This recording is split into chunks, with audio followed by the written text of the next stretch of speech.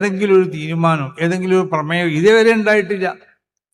അപ്പൊ രാജ്യത്തിന്റെ നന്മക്ക് വേണ്ടി പ്രവർത്തിക്കുന്ന, രാജ്യത്തെ ജനങ്ങളുടെ നന്മക്ക് വേണ്ടി പ്രവർത്തിക്കുന്ന, എല്ലാ ജനങ്ങളുടെയും നന്മക്ക് വേണ്ടി പ്രവർത്തിക്കുന്ന, അതോടൊപ്പം ഈ നമ്മൾ ഉൾക്കൊള്ളുന്നതായ പ്രത്യേകമാവുന്ന മുസ്ലിം വിഭാഗം, അവർ ന്യൂനപക്ഷമാണ്. മുസ്ലിങ്ങളടക്കമുള്ള മറ്റ് പല ന്യൂനപക്ഷ കക്ഷി, നമ്മൾ മുസ്ലിങ്ങൾ ആവുന്ന ന്യൂനപക്ഷത്തിന്റെ മാത്രം കാര്യങ്ങൾ പരിഗണിക്കപ്പെടണമെന്നും അതിനെ ശ്രദ്ധിക്കപ്പെടണമെന്നും അല്ല നമ്മളെപ്പോഴും പറയണത്. മുസ്ലിങ്ങളടക്കമുള്ള ഇവിടുത്തെ ന്യൂനപക്ഷം അവരടിച്ചമർത്തപ്പെടാൻ പാടില്ല, അവർ തെറ്റിദ്ധരിപ്പിക്കപ്പെടാൻ പാടില്ല.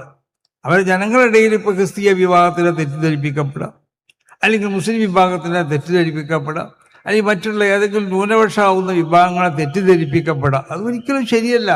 കാരണം അവരെ തെറ്റിദ്ധരിപ്പിക്കപ്പെട്ടുകൊണ്ട് അവരിലില്ലാത്തതായ സ്വഭാവങ്ങൾ അവരിലേക്ക് ചാർത്തി കൊണ്ടിട്ട് അവരെ ഈ രാജ്യത്തിൻ്റെ വിരുദ്ധരോ അല്ലെങ്കിൽ ഈ രാഷ്ട്രത്തിൻ്റെ വിരുദ്ധരോ അല്ലെങ്കിൽ ഇവിടുത്തെ ഈ ജനങ്ങളുടെ വിരുദ്ധരായി കൊണ്ട് ചിത്രീകരിക്കപ്പെടാൻ പാടില്ല. അപ്പൊ അതുകൊണ്ട് സമസ്ത കേരള ജമീയത്തുൽ ഉലമ വിഭാവനം ചെയ്യുന്ന ഈ ആശയാദർശങ്ങൾ അത് വളരെ വിശുദ്ധമായ ആശയാദർശങ്ങളാണ്. അതോടൊപ്പം ആ ആശയാദർശങ്ങൾ അവിടെ സംരക്ഷിക്കപ്പെടും വേണം. അതാണ് ഇവിടെ പല പുത്തൻ പ്രസ്ഥാനങ്ങൾ വിശുദ്ധമാവുന്നതായ ഈ ശരീഅത്തിനെതിരായി കൊണ്ട് ഇവിടെ പ്രദേശപ്പെടും.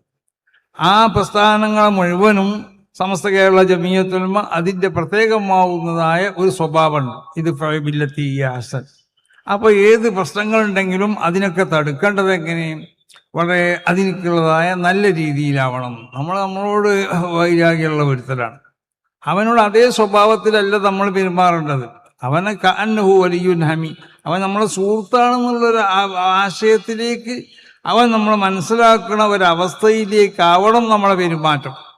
ആ നിലയ്ക്ക് ജനങ്ങളോട് പെരുമാറണം. അപ്പം നമ്മൾ ശ്രദ്ധിക്കേണ്ടത്, പ്രത്യേകിച്ച് മുസ്ലിങ്ങളാവുന്ന ആളുകൾ ഇവിടെ ഒരുമിച്ച് കൂടിയ സമസ്ത കേരള ജമീയത്തുൽ ഉലമയുടെ ആശയാദർശങ്ങൾ ജീവിക്കുന്ന ആളുകളോട് പറയാനുള്ളത്, നമ്മളെ വാക്കിൽ ആരെങ്കിലും നോവിപ്പിക്കുന്നതായ വാക്കുകൾ ഉണ്ടാകാൻ പാടില്ല, കുത്തുവാക്കുകൾ നമ്മളിൽ നിന്നുണ്ടാകാൻ പാടില്ല.